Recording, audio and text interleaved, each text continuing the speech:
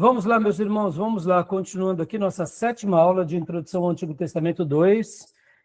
Nossas aulas estão sendo gravadas, é o segundo bloco, tá bom? Então, vamos lá, meus irmãos, vamos lá.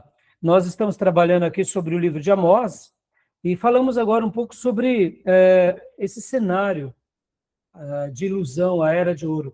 Irmãos, percebam que isso aconteceu não só no Velho Testamento, mas também no Novo, viu? Na história da igreja. Só pegar um ponto aqui. Logo depois da monarquia unida com Davi e Salomão, podem ver que também houve uma era de ouro. Davi conquista muitas coisas, Salomão amplia o reino, e o povo também se acomoda em certa medida. E o rei é povo, querendo ou não, ele faz parte do povo, né? Ele é o monarca do povo, mas ele faz parte. E a gente vai ver que isso, infelizmente, é o mal que acontece com o povo de Deus e com cada ser humano em cada período. Podem ver que também na história da igreja, logo depois dos primeiros 300 anos, na criação ali, daquilo que chamamos de patrística, logo que passa a Era dos Mártires, logo com Constantino e Teodósio, no IV século, que a igreja agora recebe liberdade, construído as basílicas, como a gente vai estudar bastante aqui em História Eclesiástica. O que era uma basílica, irmãos? A basílica era um lugar onde o monarca, o imperador, ele tomava as decisões. Só que agora, como o cristianismo passou a ser religião oficial do império, as basílicas viraram o quê? O lugar onde a voz autoritativa, que era de Deus, falava ao povo. E é por isso que também surge, na história da igreja, o cesaropapismo. Ou seja, César, ele era considerado como um ungido de Deus na cristandade. Então, tínhamos a figura dos pastores ou do bispo da cidade e tínhamos a figura de César, que cuidavam nas basílicas do povo. É claro que, nesse período também, muitos pastores se levantaram contra essa voz autoritativa. Mas, irmãos, quando a gente estuda a história da igreja, a gente entende que foi um período de muita tranquilidade também, porque durante alguns séculos era só chumbo grosso, era só perseguição e morte. De repente vem agora o imperador romano, que outrora mandava matar os cristãos, e fala, podem cultuar Jesus. Ah, meus irmãos, você colocaria ou não esse imperador no colo? Né? Você tem uma história de 300 anos só de chacina, morte, Coliseu, os nossos irmãos sendo mortos, os nossos líderes sendo mortos, vem agora os imperadores romanos e diz, não, vocês podem adorar a Deus, e inclusive podem construir as igrejas. É aí onde surgem as grandes construções. Só para vocês terem uma ideia, irmãos, ali quando Constantino, logo que passa a sede do Império Romano para Constantinopla, algum tempo depois surge também um outro imperador romano, que ele constrói uma das maiores catedrais que até hoje existe, que é a Santa Sofia, que é lá onde está na Turquia. Ou seja, é uma catedral lindíssima, uma igreja que durante séculos ali se cultuava a Deus. Depois que cai o Império Romano do Oriente, com os turcos otomanos, ali vira uma conquista muçulmana, eles colocam algumas torres, mudam, tirando algumas relíquias cristãs e colocam as imagens, né, no caso, muçulmanos, mas agora, mais recentemente, foi devolvido ao catolicismo. Olhem que interessante. Então, assim, catolicismo ortodoxo.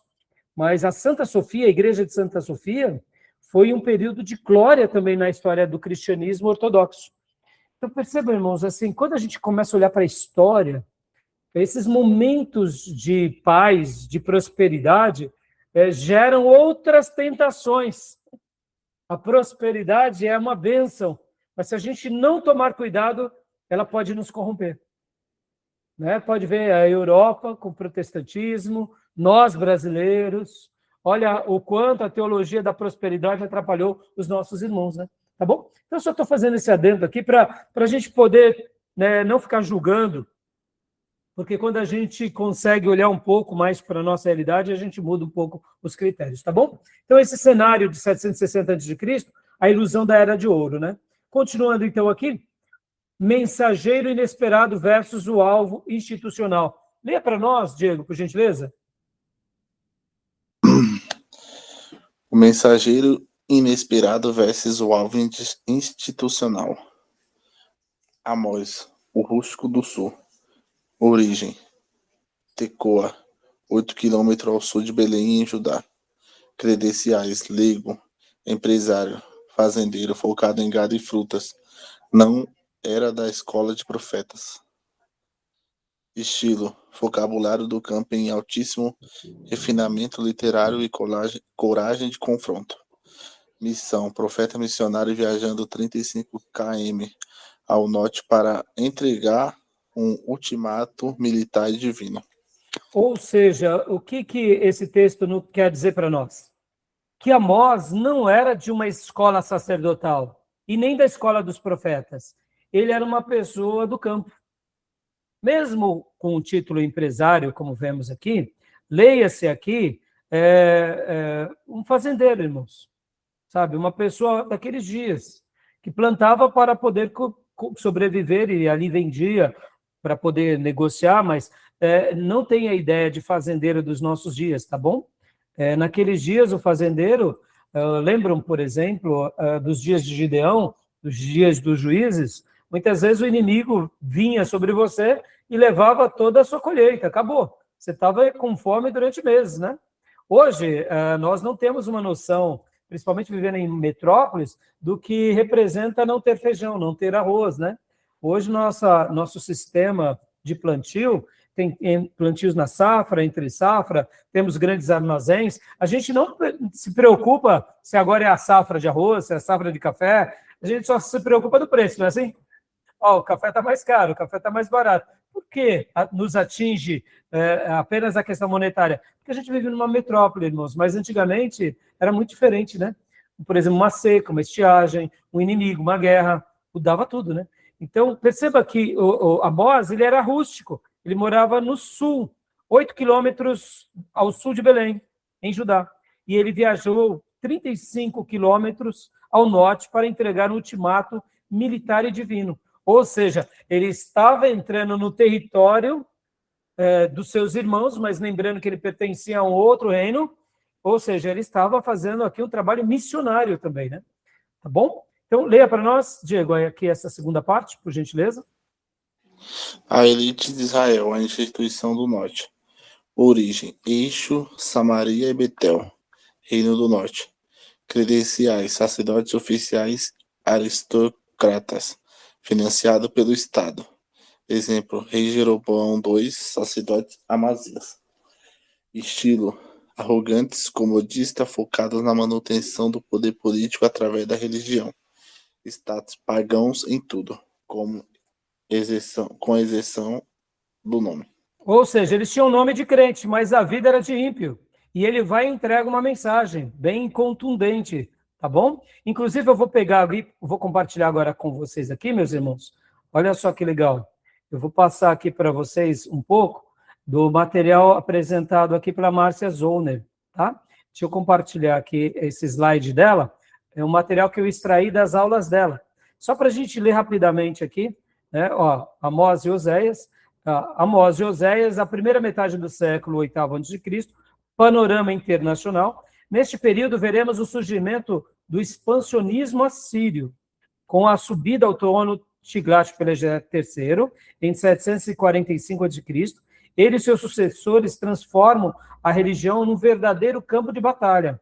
Israel ainda estava vivendo um período raro de paz e prosperidade. O rei Jeroboão II, ou seja, esse mencionado no slide anterior, 792 a 753, do norte, e o rei Uzias, em 792 a 739. Expandiram seus territórios e havia muita abundância. Por quê? Antes de Tiglat-Pileser, que foi esse grande expansionista, ter chegado ao trono, tanto Jeroboão II quanto Uzias, podem ver que os textos bíblicos vão dizer que foram dias de prosperidade, tanto no norte quanto no sul. Só que o norte estava mais perdido. E Deus levanta esse profeta como uma voz ao norte, né? É muito interessante isso. Continuando aqui, ó, é nessa época que surgem os profetas Amós e Oséias. Amós ainda tem o seu ministério num período de paz e prosperidade. Já Oséias, como veremos já já nos outros slides, presencia a queda do Reino do Norte. Ou seja, Amós fala ao Reino do Norte, mas Oséias vê o Reino do Norte caindo. Assim surgem em Israel duas facções opostas, uma a favor da Síria e outra apoiando o Egito.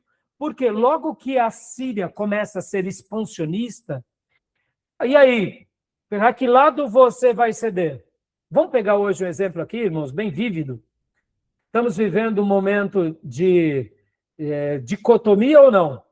Podem ver, muitos no nosso país apoiam o lado mais esquerdista, socialista, China e Rússia, e outros grupos apoiam os americanos e os europeus. Percebam, hoje nós temos essa polarização.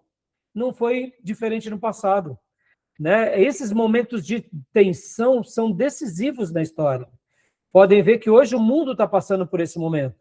É um momento onde um grupo de líderes estão se unindo a outros líderes para evitar uma crescente de outro grupo.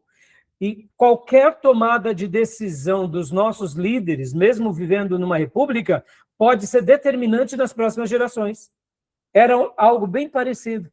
Então, naqueles dias, que lado que Israel iria ceder e que lado que Judá iria ceder? Como assim, pastor? Era uma questão de alianças políticas, aonde você pagava tributos ou à Síria ou ao Egito. Logo, você estava protegido por um desses impérios. Interessante, né? Assim surge Israel com as suas duas facções opostas, uma a favor da Síria e outra apoiando Israel. Isso trará consequências trágicas para Israel. O norte apoiará a Síria. Observe o mapa agora. Olha que interessante. Percebam que a Síria, esse mapa que a professora, inclusive, ela traz em aula, o Império Assírio em 824. O Império Assírio, ele dominava essa área do verde escuro, que já é uma área muito grande. A capital aqui era em Nínive, perto aqui do Rio Tigre. Temos aqui o Rio Tigre, Eufrates, aqui é chamado, né, a Mesopotâmia, que é entre os rios. Percebam que depois, em 671, olha o Império Assírio, ele consegue expandir por toda essa região. Olha como ele ficou expansionista, né? Pode ver que o cativeiro assírio conquista o norte, ele oprime Judá, não vence Judá, mas Judá fica aqui perdidinho no meio, né? Pode ver que os tentáculos do cativeiro assírio chegou inclusive no Egito. Podem ver que aqui, meus irmãos, é o delta do Nilo, né? Aqui é o Egito, aqui é o Rio Nilo. Interessante, né? Percebam como o império, quando ele consegue avançar, e momentos de vácuo de poder, por que esses dois reis, tanto Jeroboão quanto Uzias, conseguiram expandir? Porque durante os seus reinados, a Síria não estava tão forte, nem a Babilônia, nem o Egito. Então, naturalmente, guardem isso, meus irmãos, o poder, ele não tem vácuo, tá?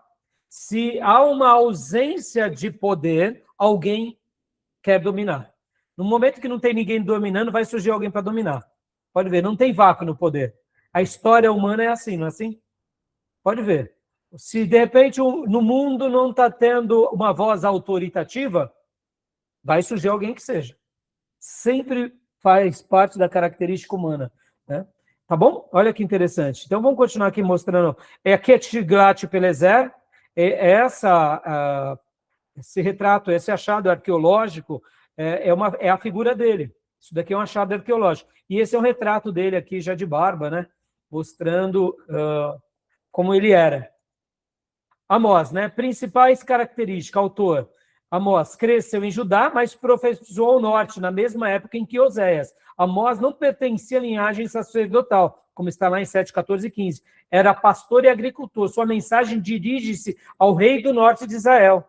Amós atua na época em que a prosperidade econômica leva à degeneração espiritual de Israel. Os grandes impérios da época, Egito, Babilônia e Assíria, estavam enfraquecidos sem uma liderança forte. Antes, né, claro, de Tiglat-Pileser.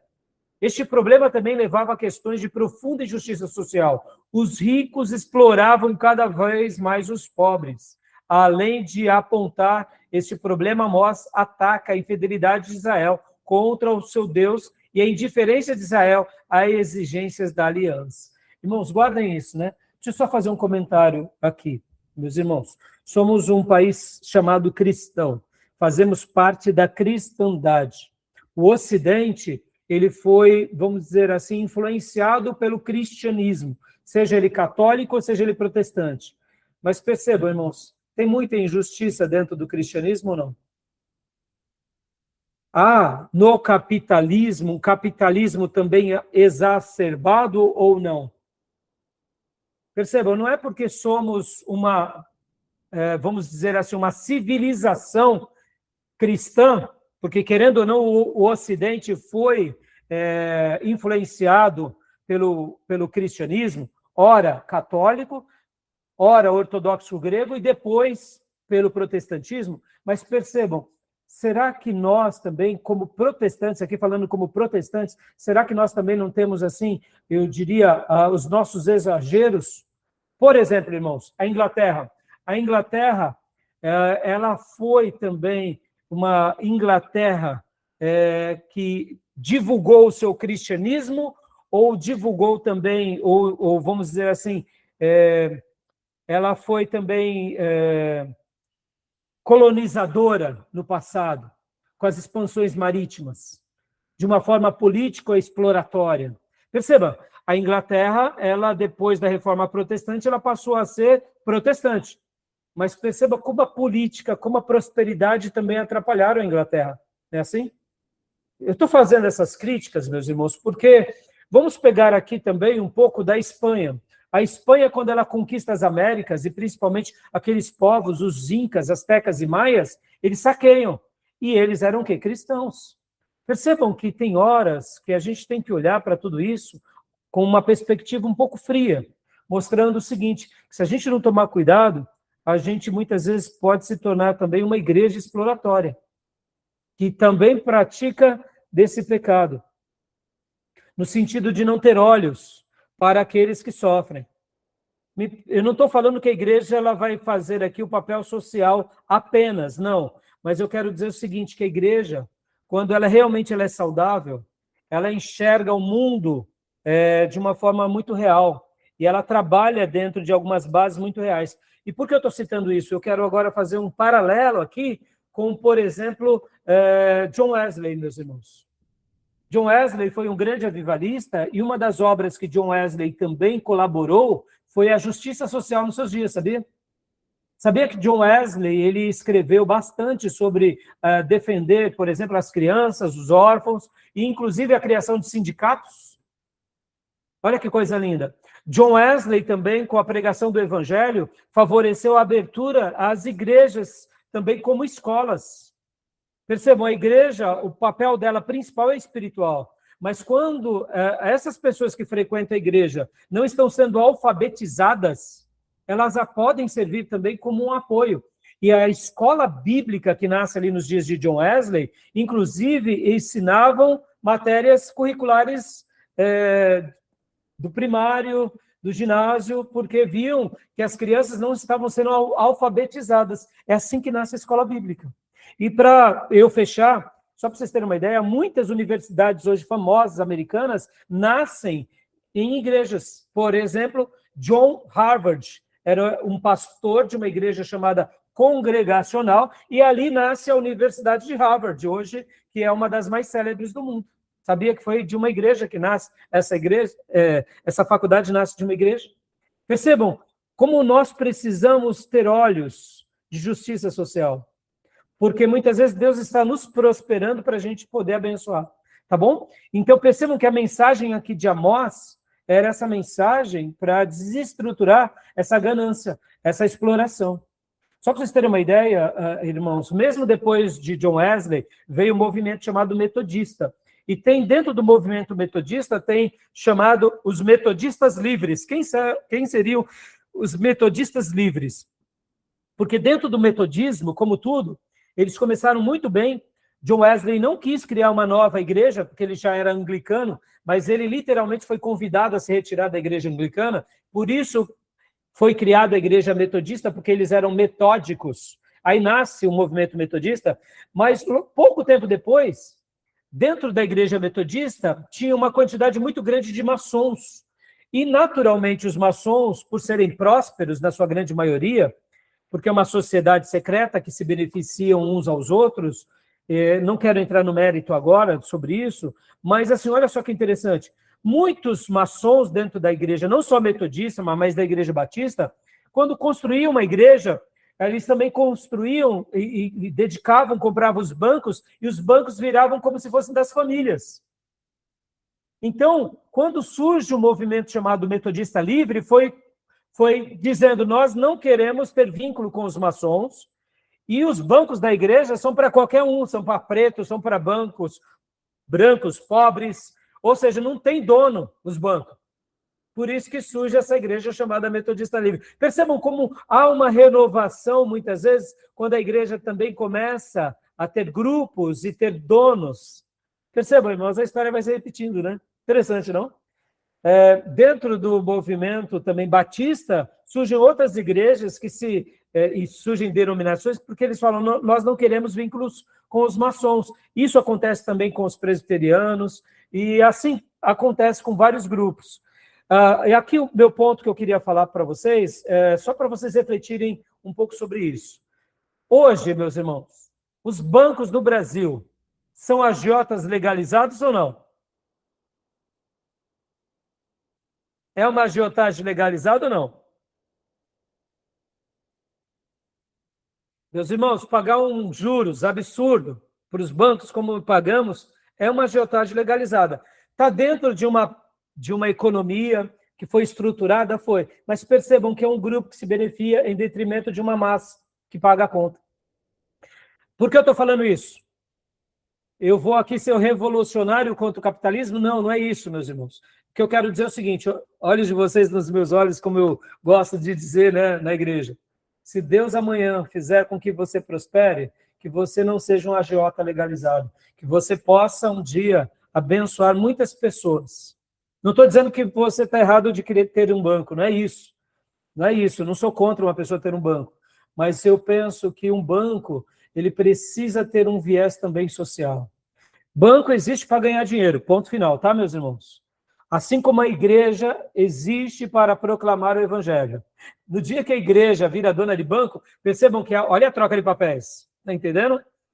No entanto, o que acontece? Quando Deus prospera os seus servos com bancos, com empresas, com multinacionais, como midiáticos e etc. e tal, é porque Deus está nos dando a oportunidade para que a gente seja uma voz para aqueles que não têm oportunidade.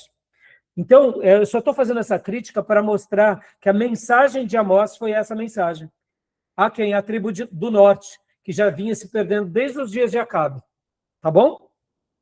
A data aproximadamente de Amós é 760, pois o terremoto citado foi confirmado pelos estudiosos arqueólogos e foi altamente destrutivo, ou seja, Amós cita que houve um terremoto.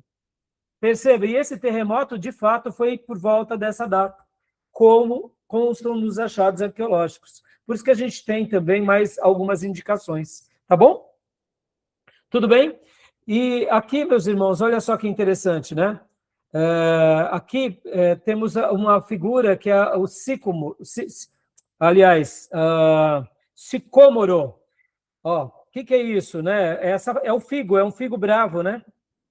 O que ele não era um agricultor, meus irmãos, lembra? Amós não era um agricultor? E esse figo, ele precisa ser riscado com uma faca, com algo pontiagudo, porque se ele não for riscado, quando ele amadurece, ele não fica bom para o consumo. É como se fosse um figo bravo. Olha só que interessante. Um aspecto interessante dos sicômoros, uma espécie de figo, é que os seus frutos precisam ser arranhados, cortados com algum instrumento pontiagudo para poderem crescer e amadurecer de algum modo que sirva para o consumo. Então, perceba que aqui o profeta, ele usa essa expressão e usa até essa figura de linguagem do sicômoro para mostrar o seguinte, olha, Deus precisa nos riscar, Deus precisa nos ferir, para que a gente amadureça. É assim ou não é na nossa vida?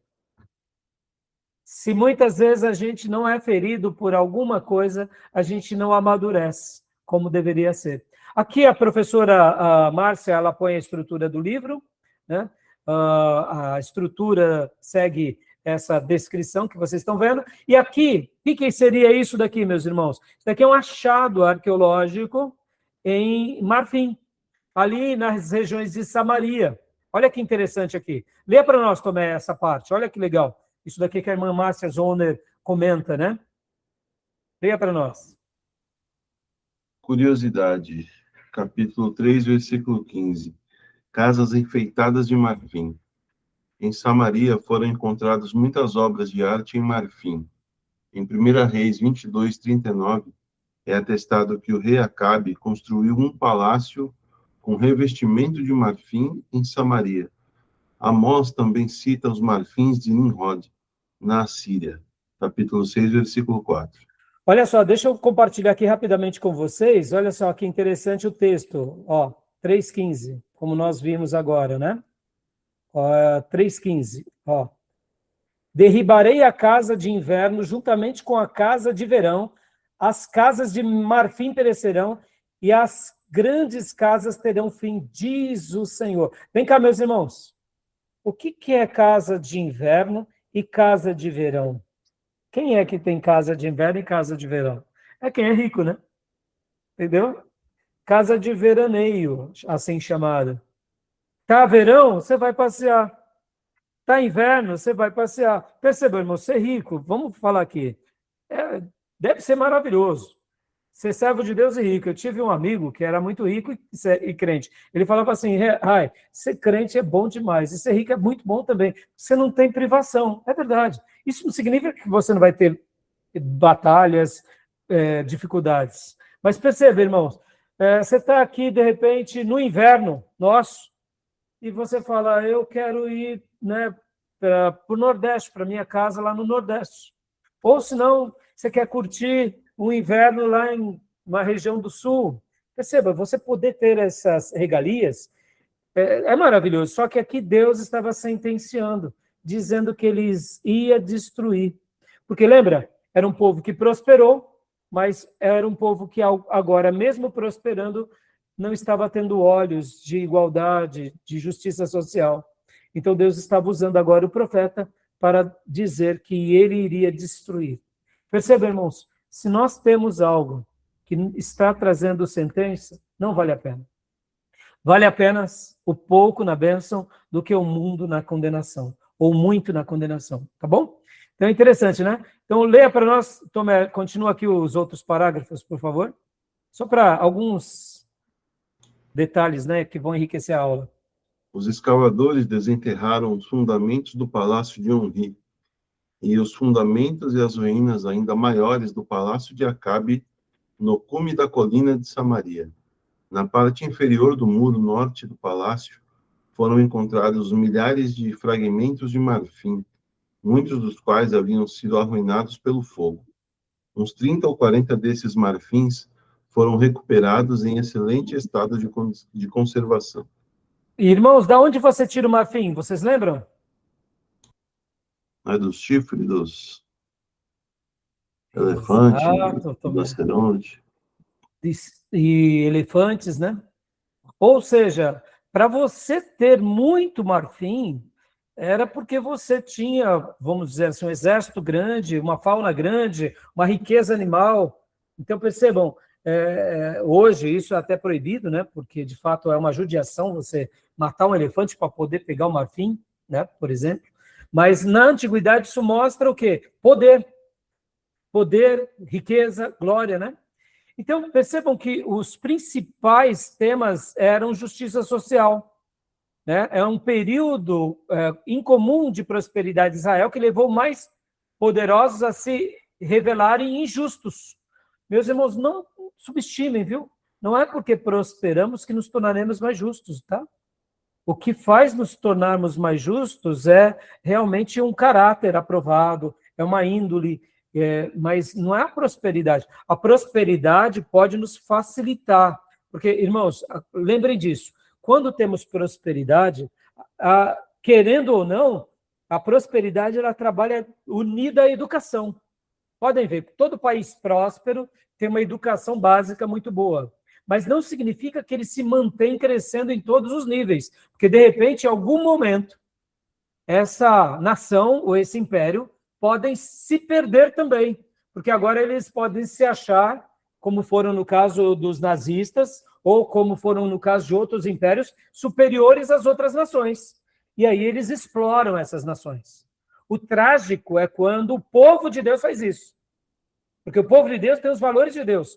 E é um imperativo moral e ético que sejamos corretos. Porque as Escrituras, mesmo sendo um livro de espiritualidade, ela não nos faz caminhar longe de uma vida de ética e moral. As Escrituras nos levam a um imperativo ético e moral.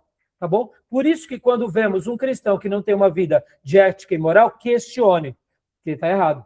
Tá bom? E é por isso que ele vem e trata os julgamentos. Os julgamentos. Todas as injustiças sociais seriam castigadas e os que vivem com fartura à custa da exploração perderiam tudo, como está em capítulo 2, versículo 13 e 16, 3, 15 até o 4, 3. Então, percebam, aqui são, né, os slides da professora Márcia Zollner sobre Amós. Muito legal, né?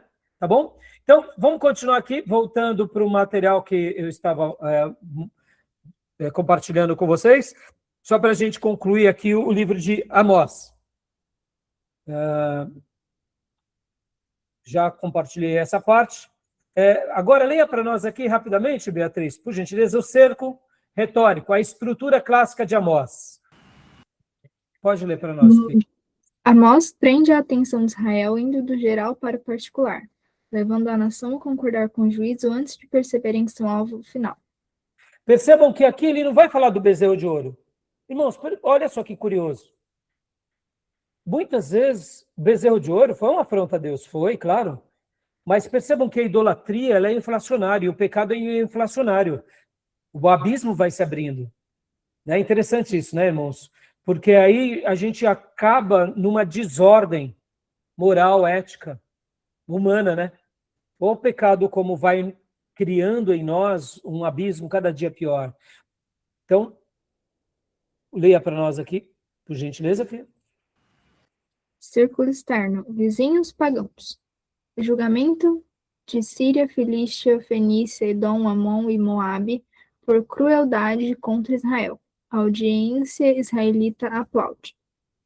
Ou seja, está tendo coisas erradas e o povo está ali, tudo bem, ter maldosos fazendo maldade para a gente. Aqui continua o círculo médio, por gentileza, o irmão do sul.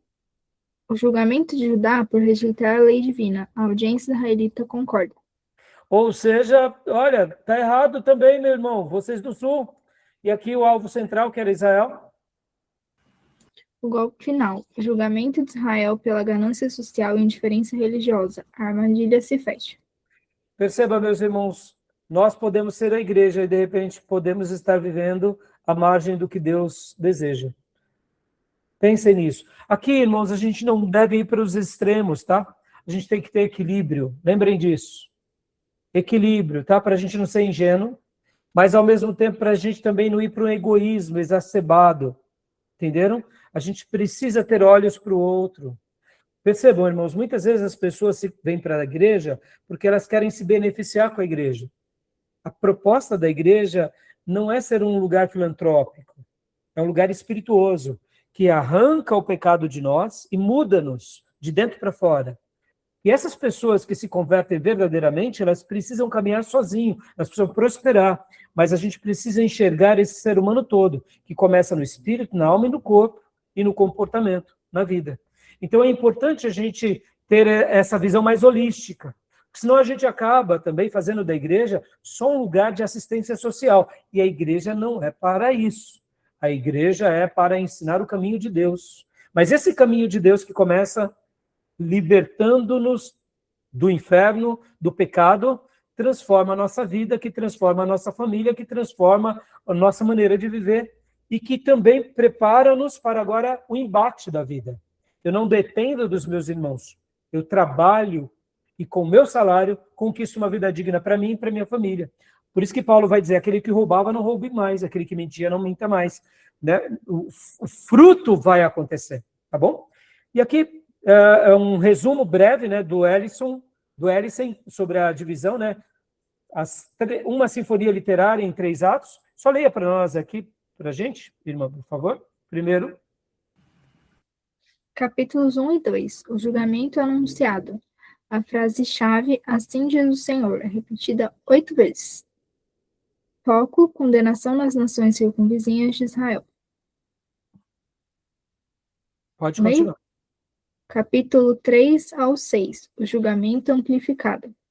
A frase-chave, ouvi a palavra, repetida 3 vezes. O foco, 3 discursos detalhando o juízo certificado pelo Senhor, justificado pela indiferença e qualificado pelas reações. Capítulo 7 ao 9, o julgamento autenticado. A frase-chave, o Senhor Jeová assim me fez ver, repetida 5 vezes. O foco, as 5 visões simbólicas do fim inevitável. Joia. Então, aqui só é uma breve divisão para enriquecer um pouco a nossa perspectiva. Leia para nós, Tomé, por gentileza.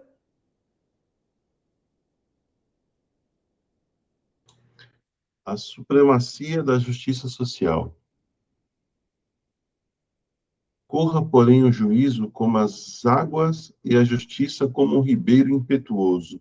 Amós 5:24.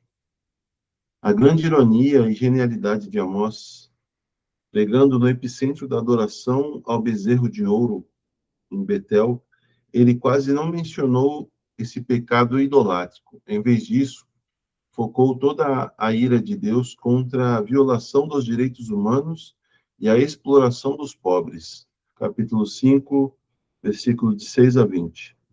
Insight. Qualquer nação que viola conceitos morais e sociais e explora o pobre está fadada à prematura destruição, independentemente de sua religiosidade aparente. E aqui, meus irmãos, isso é um golpe na nossa jugular. Vamos pegar aqui como brasileiros e latinos, irmãos. Quantas favelas existem no Brasil e na América Latina? E eu digo para vocês, a América Latina ela é influenciada por 2 vertentes, o catolicismo e o protestantismo. E eu pergunto, não era para ser assim. Concorda? Porque o que é a favela, o que é uma favela, senão o nosso descaso? O descaso daqueles que possuem mais, daqueles que sabem mais e daqueles que são administradores públicos. Olha o exemplo disso na indústria da seca do Nordeste. Eu sou nordestino, meus irmãos. Não é querendo falar, meus irmãos, mas aonde chegou o protestantismo na Europa, e pode ver que nós fomos colonizados pelos portugueses, uma herança católica. Os americanos foram colonizados pelos ingleses, uma herança protestante. Olha a diferença dessas 2 nações. Os Estados Unidos distribuiu riqueza no seu país inteiro. Olha o nosso país, como ele é mal distribuído. Até as nossas cidades, como são mal organizadas. Percebam o nosso papel na reconstrução do nosso povo. Eu não estou querendo aqui ir para um discurso político, mas quem sabe um de vocês serão os futuros Neemias, os futuros Daniel, os futuros José do Egito. Então pensem sobre isso, porque se Deus nos der poder, o nosso poder não é para que a gente se envaideça, mas é para que a gente manifeste o poder de Deus naqueles que não têm recursos ou não podem, né, de fato, ter o básico para viver, tá bom? Então a mensagem dele não é contra o bezerro, propriamente dito, mas é contra o pecado que já tinha sido estabelecido. Percebam, muitas vezes nós podemos não ter um bezerro, mas a gente está vivendo uma vida apática com relação à nossa generosidade. Então é interessante essa questão, né? E aqui vem aquele anúncio do Dia do Senhor, uma subversão de expectativa, a expectativa de Israel. A visão, um dia de luz, triunfo e glória, crença, julgamento exclusivo sobre as nações pagãs inimigas, a falta de segurança, confiança na imunidade da aliança, para protegê-los de qualquer calamidade. Ou seja, não adianta vocês confiarem, né, na Síria ou no Egito.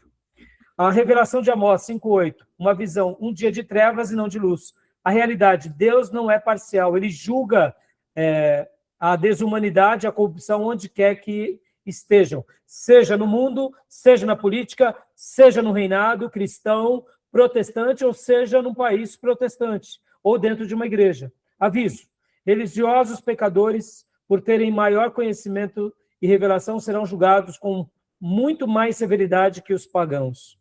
A linguagem do campo, né, irmãos, percebam como o vocabulário dele era rústico. Como Elias, antes dele, e João Batista, depois, Amós era um homem da lavoura, usado para despertar uma elite comodista. Seu estilo de vida moldou inteiramente sua paleta literária, né? Gafanhotos e ceifa, símbolo de pragas e julgamentos consumptivos. O cesto de frutos de verão, símbolos de uma nação excessivamente madura, apodrecendo e pronta para o juízo, capítulo 8. A lavoura e vinhas, metáforas para a aridez espiritual e a destruição da prosperidade nacional. E o leão que ruge, o prenúncio aterrador de um ataque iminente ao rebanho. Deus chamando sua nação para prestar contas, né? Então, é uma linguagem bem típica, né? O primeiro profeta das visões simbólicas. Amós inaugurou o uso de visões simbólicas nas declarações proféticas, um método que influenciaria profundamente os profetas maiores e Zacarias. Perceba, ele influencia os profetas maiores, inclusive Zacarias, né? O rugido do leão, Amós 1:2. O Senhor brama de Sião e de Jerusalém dá a sua voz. O símbolo do rugido, como um leão prestes a atacar a sua presa, permeia o livro 3:8, 4:12, 5:27. Representa a iminência do julgamento divino sobre toda a terra, desde os pastores de Tecoa até o cume do Carmelo. O leão já rugiu, ao ataque é certo. Aqui, quando fala dos pastores de Tecoa, irmãos, que seriam os vales, tá? Os vales mais baixos, onde você geralmente leva o gado. E lembrando que o Carmelo era a parte mais norte, ali, perto de Samaria, onde era a parte mais regada de cultivos e de prosperidade. Então, percebam que o anúncio dele é bem peculiar, tá bom? A escalada do juízo em 5 visões, que seria o gafanhoto, capítulo 7, versículo 1, 3, o fogo, 7, 4, 6.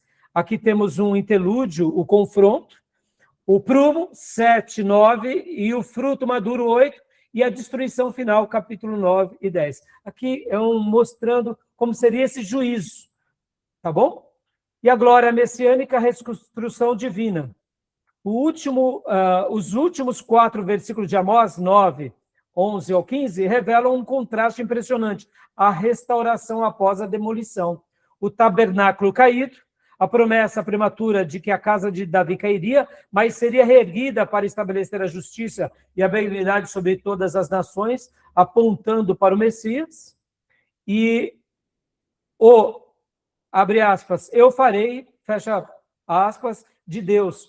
O texto muda para a primeira pessoa, assim como o Senhor orquestrou cada detalhe do julgamento, do 9, 1 ao 8, ele cuidará pessoalmente de curar o cativeiro, reconstruir as cidades e plantar o seu povo eternamente. Tá bom? Tudo bem, meus irmãos? Até aí, alguma pergunta? Eu estou sendo um pouco rápido, porque tem muita informação. Perceba, eu estou querendo correr, né? Tudo bem até aí? Alguma dúvida, alguma pergunta? Pode me ajudar? Pode. O terremoto comprovador, o selo da profecia. Podem ver, ele começa profetizando em 765 a.C. Temos no dia 15 de junho de 763 a confirmação. Um grande terremoto atinge a região acompanhado por um eclipse solar. Capítulo 8, do versículo 8 ao 10. O choque físico reflete o choque espiritual. O livro é compilado após este evento. Porque aqui, no ano de 493 a.C., nós vemos algo interessante. A magnitude desse tremor foi tão inesquecível e catastrófica que o profeta Zacarias usa o evento como métricas de terror divino, 270 anos mais tarde, como está em Zacarias 14, 5. Ou seja, é lembrado esse fato, ficou na memória. Meus irmãos, um terremoto, que Deus nos livre de passar por isso, mas deve ser algo terrível, né? Quando acontece como a gente vê no mundo, né? em alguns países, principalmente. Então, aqui percebam que temos essa confirmação, tá bom? E assim terminamos o profeta Amós. Alguma pergunta, meus irmãos? Tudo bem até aí? Tudo bem, pastor. Tudo jóia? Porque assim, vocês veem muita informação, né, meus irmãos? Muita informação. Ai, ai. A gente tenta correr aqui com vocês, né? Isso porque eu dei livros, etc. e tal.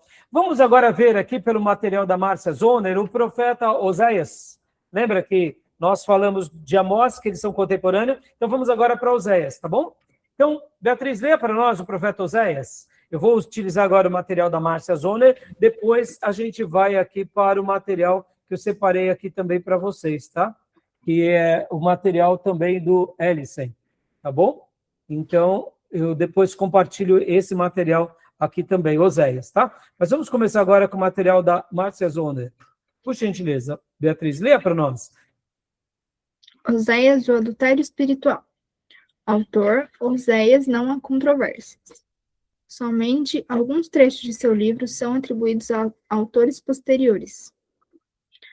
Data: a mensagem de Oséias é escrita durante o reinado de Jeroboão II, de Israel, e de Uzias, Acás e Ezequias de Judá, o que situa seu ministério entre os anos de 755 a 715 a.C., o que indica que Oséias presenciou a queda do Reino do Norte em 722 a.C. É uma época de declínio rápido do Reino de Israel, culminando com sua destruição em 722.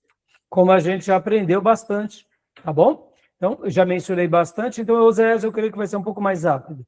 Continua para a gente, por favor, Fia.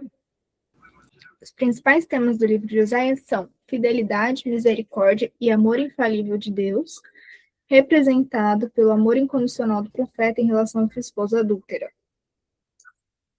Capítulos 1, versículo 2, capítulo 2, 19 e capítulo 6, 6.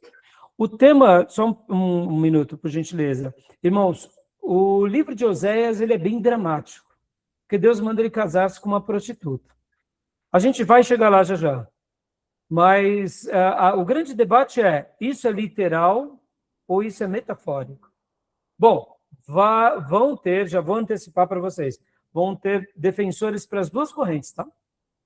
Mas assim, seja como for, e aqui eu não quero definir uma linha, porque é muito forte quando a gente fala que Deus mandou, né? Mas assim, ao mesmo tempo, é uma mensagem viva à nação corrupta. E como sabemos, como ele presencia a queda da tribo do norte, então fica até muito mais forte a mensagem dele, tanto para a tribo do norte quanto para a tribo do sul. Percebam, a mensagem de Oséias é muito poderosa. É muito poderosa. Assim como Amós teve um dever, Deus tira ele do campo, do pastoreio, e leva ele entre os poderosos, e faz um pronunciamento dizendo, vai vir um castigo, vocês vão perder os palácios, vocês perderão as casas de inverno, as casas de verão, as riquezas de marfim, tudo vai ruir. E de fato, irmãos, tudo acontece. Agora vem o profeta Oséias, e continua trabalhando em sintonia essa mesma mensagem ali àquele povo, tá bom? Mas, como a gente viu aqui nesse primeiro ponto, que os principais temas é a fidelidade, a misericórdia e o amor infalível de Deus, representado aqui, né, por esse amor incondicional do profeta em relação à sua esposa adúltera. Então, é Deus falando para Israel, é Deus falando para Judá, e é Deus falando para nós hoje. Tá bom, meus irmãos? Então, 2, leia para nós, Bia, por gentileza. Julgamento do pecado. Israel será castigado com exílio por causa de sua falha em reconhecer a Deus. Capítulo 2, 8. Capítulo... É capítulo ou é versículo? Acho que é versículo, né? É. Capítulo 2, versículo 8, 13 e 20. E capítulo 4, versículo 1 e 6. Arrependimento e restauração. Deus promete curar Israel das feridas causadas por sua desobediência e restabelecer o povo em sua terra. capítulo 1, Ou 10. seja, ao mesmo tempo que Deus julga, Deus também contemplará o arrependido. Essa é a história que se repete conosco o tempo todo, tá bom, meus irmãos?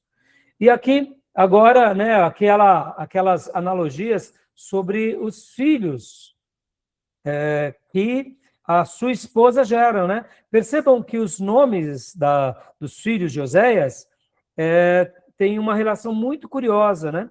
Olha só, a esposa chama-se Gomer. Pode ler aqui para nós, Beatriz? Consegue ler? Assim como Gomer se prostituiu, Israel se afastou do Senhor com a idolatria. O pecado, seja ele qual for, nascendo na idolatria ou não, ele é um adultério espiritual, segundo os profetas, irmãos. Isso é muito interessante, né? Assim como há um ato de idolatria, Deus vê isso espiritualmente como uma prostituição espiritual. Isso vale para nós hoje também, tá, irmãos? Porque muitas vezes nós não temos um ídolo físico, mas podemos ter um ídolo invisível. Como eu menciono para vocês, que a igreja, infelizmente protestante, tem tido pelo menos um grande ídolo, que é a prosperidade. Né? Podem ver, é invisível, mas não deixa de ser uma prática também de se prostituir, porque a Bíblia vai falar que a avareza é idolatria. Um outro pecado, na minha opinião, que nós temos vivido é a egotite, ou a egolatria. Né? Podem ver que as pessoas fazem apenas o que elas querem, elas não têm mais, literalmente, clareza de papéis. Elas são deuses delas próprias. Né? E quando a mensagem vem de forma conveniente, eu aceito. Quando vem questionando o que eu penso, eu não aceito, eu descarto. Pode ser de Deus, do pastor, do líder, da nação, pode ser, né? Pode ser o que for. Então percebam, esses dois postes ídolos invisíveis têm nos prejudicado muito, né? Não deixa de ser uma prostituição, né? Não deixam de ser novas faces de Gomer dos nossos dias. Interessante, não? Tá? O filho, como se chama? Jezreel, né? Percebam esse El, tá? El, no hebraico, tem a ver com Deus, né? Pode ler para nós, irmã, por gentileza? A mensagem? Isso, a mensagem do filho de Jezreel. O nome significa Deus semeia, uma profecia que indicava o juízo do cativeiro. E aqui a outra filha. Pode ler para nós, minha irmã? Lohuama, desfavorecida. O nome indicava falta de demonstração de compaixão, que seria refletida no sofrimento de Israel pela disciplina do seu pecado. A professora Márcia, inclusive, fala que esse lo é negação, tá? Ou seja, não favorecida ou desfavorecida, mostrando como Deus estaria tratando com a nação, né? E o outro filho, lo-ami, que é não meu povo. Não. Pode ler aqui a mensagem, filho?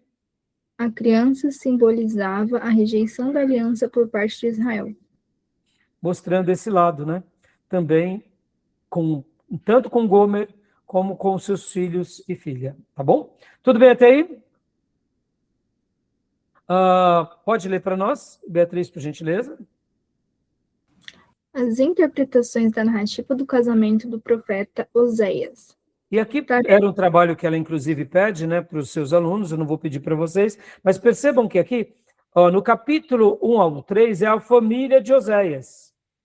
É a família de Oséias, né? A infidelidade, castigo e restauração da esposa de Oséias. Do capítulo 4 ao 10 e do 11 ao 14, é o povo de Israel. Do 4 ao 10 é o juízo do povo de Israel, e do 11 ao 14, a restauração do povo. Ou seja, assim como Deus pune, Deus também restaura. Tá bom? Tudo bem, meus irmãos, até aí? Tudo tranquilo? Alguma pergunta, alguma dúvida? Não? Então leia para nós, Beatriz. Vamos agora para o livro do Ellison e vamos fazer aqui a fina flor e vamos terminar esse material, que é o material de Oséias. Pode ler para nós, irmã. Oséias, o amor inabalável. Profeta, prostituta e o triunfo da graça sobre a tragédia, baseado na obra de Stanley Ellison.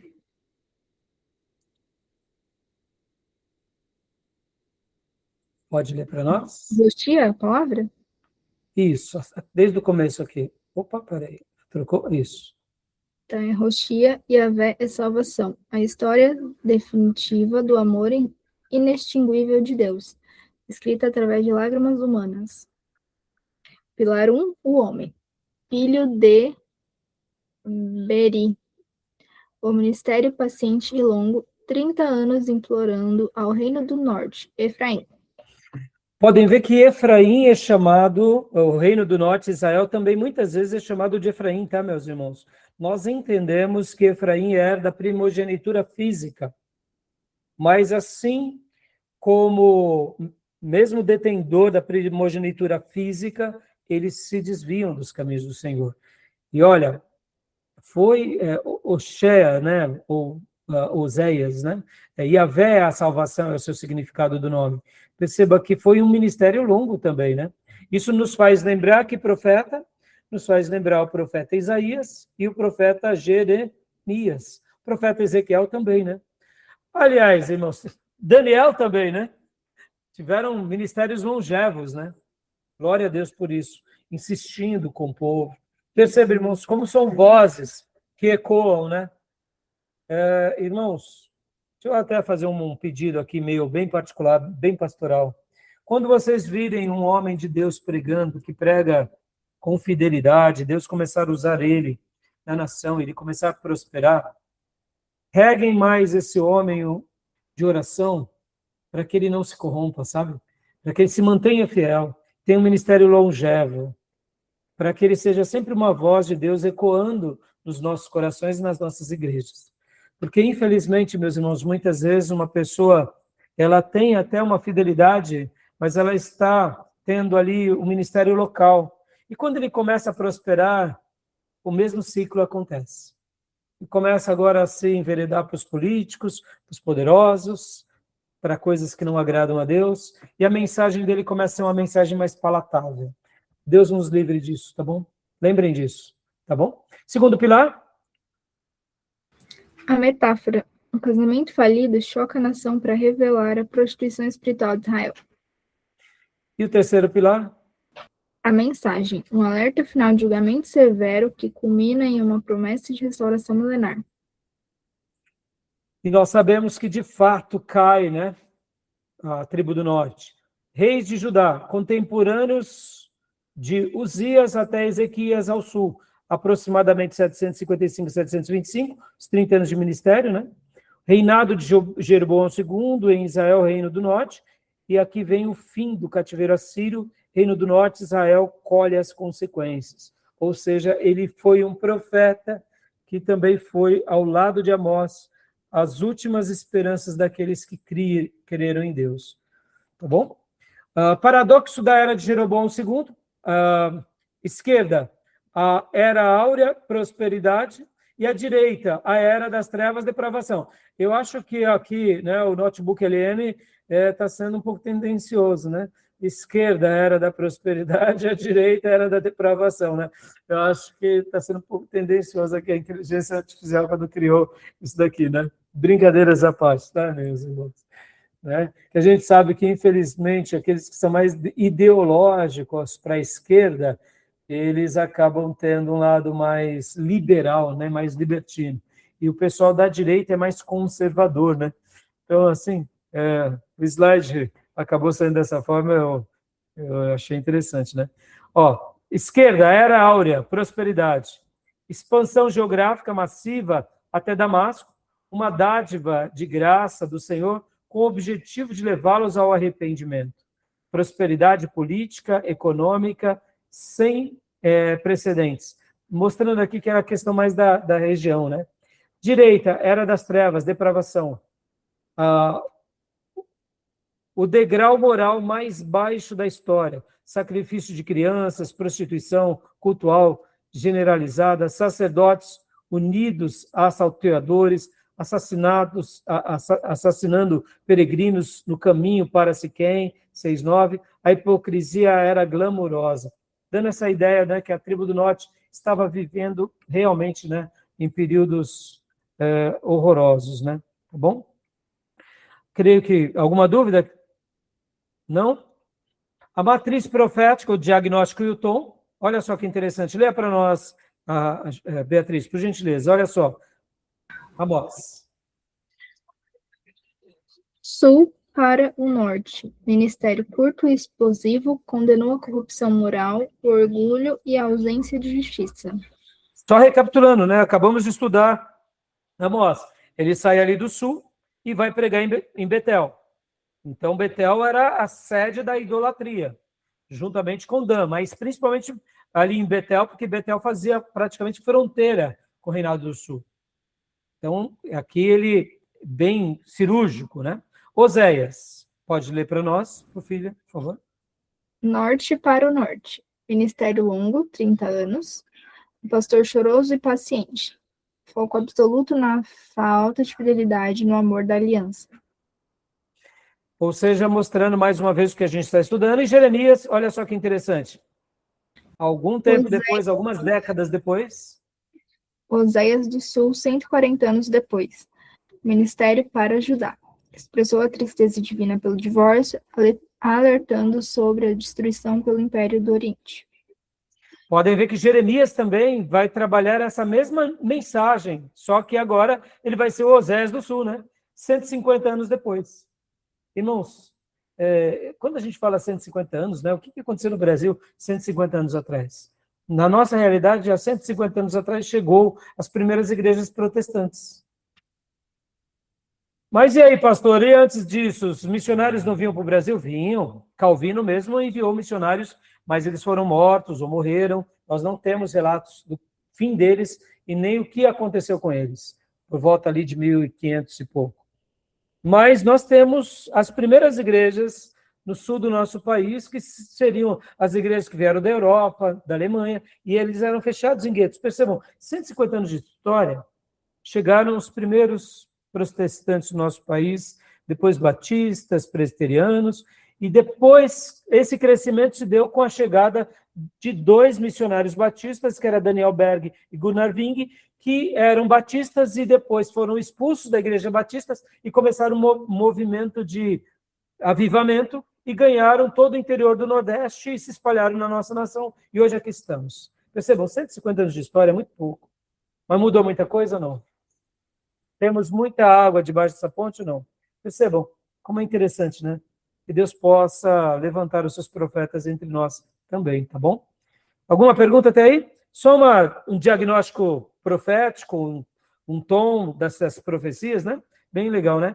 A metáfora central, amores paralelos. Leia para nós, Tomé, por gentileza, aqui.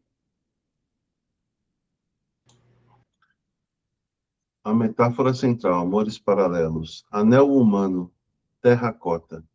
Oséias, o marido traído que busca e compra a esposa de volta. E Gomer, a esposa infiel que desce à escravidão da prostituição. Terracota é porque é feito de terra, né?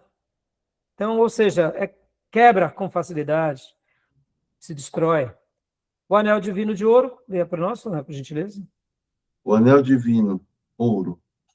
Yahvé, o Deus da aliança que chora a traição, mas oferece graça. E Israel, Efraim, a nação muito abençoada que abandona Deus pelos deuses pagãos. O Que não adultério aprende físico, com tudo isso, né? E continua, por gentileza, Tomé. o adultério físico de Gomer é o espelho exato da idolatria nacional de Israel. Tranquilo até aí, né, irmão? Sem muita novidade, né? Só estou dando uma síntese do livro agora, né? Vimos que o autor é o próprio Oséias, a data, e aqui é um pequeno preâmbulo das divisões do livro, né? Primeiro ato, a tragédia no lar profético. Leia para nós, Tomé, por gentileza. Primeiro passo. Passo 1. A ordem chocante. Deus ordena que o profeta se case com uma prostituta. O sofrimento humano torna-se a tela da revelação divina. Passo 2. Filhos como sinais. O nascimento das crianças servem como presságios vivos de julgamento e misericórdia para a nação. Passo 3. O fundo do poço. Gomer abandona o lar.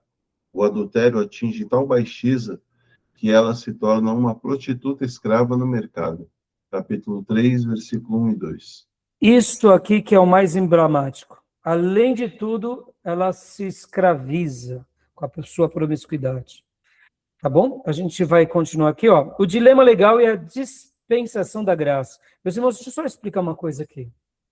Muitas vezes no Velho Testamento a gente tem aquela ideia, eu gosto muito, durante o curso, falo bastante sobre isso, que a leitura que a maioria das pessoas fazem sobre o Deus do Velho Testamento é o Deus que manda matar, manda aprisionar, manda jogar pedra. E eu quero dizer que a leitura do Velho Testamento, com a ótica correta, não é o Deus que manda matar, que manda apedrejar. É o Deus que manda amar, é o Deus que manda perdoar. Estamos diante de uma mensagem de um profeta para restaurar o seu povo diante de uma situação horrorosa e também para ser ali o prenúncio à sua tribo de Judá para que não caia no mesmo erro. E conhecemos a história, 140 anos depois, o seu povo eleito, cidade santa, templo sagrado, também vira ruínas. E vão aprender essa lição de Oséias somente na Babilônia. Percebam, quando a gente tira os óculos da graça, do amor, da compaixão, sim, aí vira um Deus legalista, o Deus do Velho Testamento. Mas quando nós colocamos o óculos correto, a gente vai ver aqui na vida de Oséias aquilo que a gente viu que aconteceu nos dias de Josué. Deus manda salvar uma Raabe. Entenderam? Podem ver, irmãos, que quando Davi peca, Deus não manda Davi ser apedrejado, não é porque ele era um monarca. Numa primeira leitura parece que sim, porque ele era rei. Não, meus irmãos. Todo arrependido, Deus perdoa. Todo arrependido, Deus cura. Só para entender um pouco melhor esse dilema, vocês têm que se lembrar que a nação de Israel, tribo do norte, tribo do sul, Reino Unido, as 12 tribos, era uma nação sacerdotal. Logo, Deus tinha dito como seria o seu povo, como seria essa nação. Ninguém era obrigado a viver ali. Mas, já que Deus tinha levantado sacerdotes, profetas, pastores, depois monarcas, Deus tinha dito, olha, essa terra é minha, vocês são meus, sigam os meus critérios. Vamos lá, vamos parafrasear hoje. Meus irmãos, hoje, se há um lugar teocrático na terra, é a igreja do Deus vivo. Fora da igreja, as pessoas são livres de fazer o que elas querem. Dentro da igreja, não. Dentro da igreja, somos teocráticos. Estão entendendo? O problema é quando nós queremos chegar dentro da igreja e construir o que Deus abomina. Então, imaginem hoje, dentro da igreja, a gente levantar altares, temos práticas idólatras, de adultérios e práticas libidinosas, ou seja, não é o lugar para isso. Estão entendendo aonde vem os julgamentos de Deus com seu povo? Porque quando a gente faz a leitura correta, os reis de Israel deveriam viver na teocracia. A igreja de Deus hoje vive na teocracia. Então, por isso que a gente, quando põe os óculos corretos, a gente começa a entender o juízo de Deus. Deus amou essa nação, Deus amou esse povo, começando com Abraão, com os patriarcas, né? Os levou para o Egito, trouxe-os de volta, deu Canaã, deu uma monarquia, dividiu o reino, preservou, levantou a escola de profetas, e o povo não aprendeu a viver como Deus queria. Se enfiaram no meio do pecado, no meio, né, do erro. Mas o dilema legal e a dispensação da graça sempre vão atingir, inclusive, o Velho Testamento. O livro de Oséias é essa mensagem poderosíssima, né? Ó, a exigência da lei, caminho bloqueado. Levítico 20, Deuteronômio 22 exigiam o apedrejamento para o adultério. Deuteronômio 24 proíbe expressamente aceitar de volta uma esposa repudiada e contaminada. Ou seja, por que o profeta agora aceita? Aí a gente entende melhor, ó, a intervenção da graça, o caminho de ouro. A ordem divina para comprar Gomer de volta não anula a moralidade, mas opera sob uma dispensação especial de graça. Ou seja, ele compra. Por essa razão, a gente vê aqui Deus usando o profeta como um anúncio. Olha que coisa linda. Estão entendendo, meus irmãos? E o propósito divino? Uma suspensão deliberada do julgamento para demonstrar que Israel, merecendo total destruição, receberia misericórdia e magnânima para a reconciliação. Ou seja, Deus dando aqui chances para o seu povo. Está entendendo? Esse profeta mostra como a graça era poderosa. Tá bom? Tudo bem até aí? Já estamos quase concluindo esse material. Alguma pergunta, meus irmãos? Não, tudo certo. Não? Tá dando para entender? Tá dando para Sim. entender? Ficou muito complicado o que eu acabei de dizer? Ou não? Não, inclusive é muito O bonita. profeta compra ela de volta. Ela se escraviza, ela se vende. Mas no momento que ele compra, ele tem o direito sobre. Que aí passa a ser dele de novo. Não é isso que acontece conosco o tempo todo? Por isso que nós fomos comprados pelo sangue de Cristo. E o sangue de Cristo é poderoso de nos perdoar. Por isso que nós não podemos nos enveredar para nenhum tipo de idolatria e nem nenhum tipo de pecado, porque fomos comprados.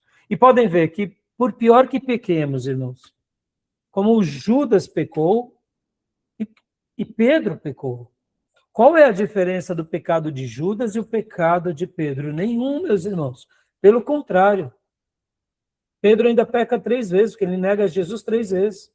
Só que qual foi a diferença? A diferença é o coração de ambos. Judas tem remorso e Pedro tem arrependimento.